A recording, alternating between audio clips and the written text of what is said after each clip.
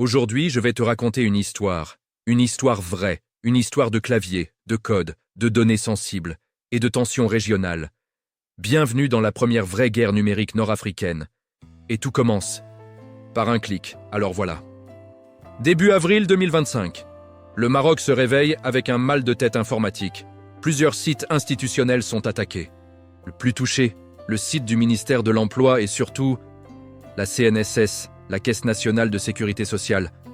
Pas un petit piratage de stagiaires, hein? Non, là on parle de centaines de gigas de données extraites, fiches de paie, documents internes, données RH, et certaines de ces données concernent même des personnalités proches du pouvoir. Autant dire que la nouvelle a circulé plus vite qu'un leak de Game of Thrones. Et qui revendique l'attaque? Un groupe de hackers nommé Jabaroot DZ.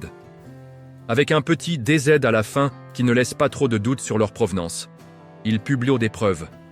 Ils se targuent d'avoir agi pour répondre à un autre piratage, celui de l'APS, l'agence de presse algérienne, qui aurait été visée quelques semaines plus tôt par un groupe marocain. Bref, le ton est donné. Œil pour œil, fichier pour fichier. Et là, on entre dans une dynamique nouvelle. Pas juste un clash sur Twitter, pas une conférence de presse. Là, c'est les serveurs qui parlent. C'est du cyber, c'est du réel, et ça tape là où ça fait mal, dans les données. Quelques jours après l'attaque, le gouvernement marocain réagit. Moustapha Baitas, le porte-parole, parle d'actes criminels. Il évoque même un timing suspect. Sous-entendu, ces attaques arrivent pile au moment où le Maroc marque des points diplomatiques, notamment sur le dossier du Sahara occidental. Hasard ou stratégie? Chacun son interprétation, mais cette fois, la réaction ne vient pas que du gouvernement. C'est dans les profondeurs du web que la réponse s'organise. Un autre groupe de hackers, cette fois marocain, Phantom Atlas, décide de contre-attaquer.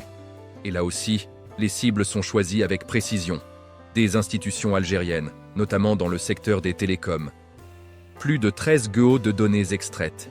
Des documents confidentiels, des infos personnelles, des fichiers administratifs. Et un message, toute attaque future fera l'objet d'une riposte disproportionnée, voilà. Bienvenue dans la guerre froide 2.0. Pas de chars, pas de missiles, juste du code, des IP et des serveurs compromis. Mais alors, qu'est-ce que ça nous dit vraiment? D'abord, que les tensions entre l'Algérie et le Maroc ne sont pas qu'un vieux débat d'historiens ou de diplomates. Elles sont bien là, vivantes, et elles s'expriment désormais sur de nouveaux terrains.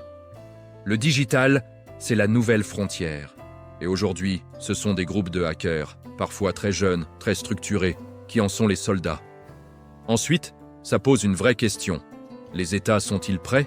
Parce que soyons clairs, pirater un site gouvernemental, accéder à des bases de données, exfiltrer des fichiers sensibles, c'est pas un tour de magie, c'est que, quelque part, la porte était mal fermée et que la cybersécurité, dans beaucoup de pays, n'est pas encore au niveau des enjeux. Mais attention, ne tombons pas dans la caricature. Il ne s'agit pas ici de dire « les Algériens ont attaqué, les Marocains ont riposté » ou « inversement ».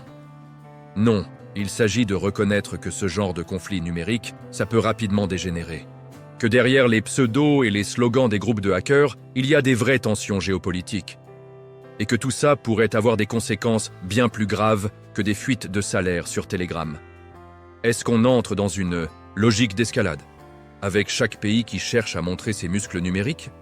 Ou est-ce qu'on peut espérer un apaisement, une coopération même minimale, pour éviter que des groupes isolés prennent le contrôle du débat? Difficile à dire, mais une chose est sûre. Cette affaire montre que la guerre numérique n'est plus un fantasme de geek. Elle est là, discrète, silencieuse, mais puissante. Et elle ne fait que commencer. Alors, dis-moi ce que toi t'en penses. Est-ce que ces groupes de hackers représentent vraiment leur pays? Ou sont-ils juste des électrons libres qui alimentent une guerre qu'ils ne maîtrisent pas?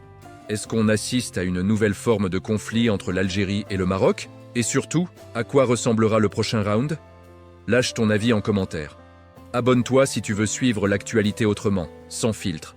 Et surtout, reste curieux, reste connecté. À très vite.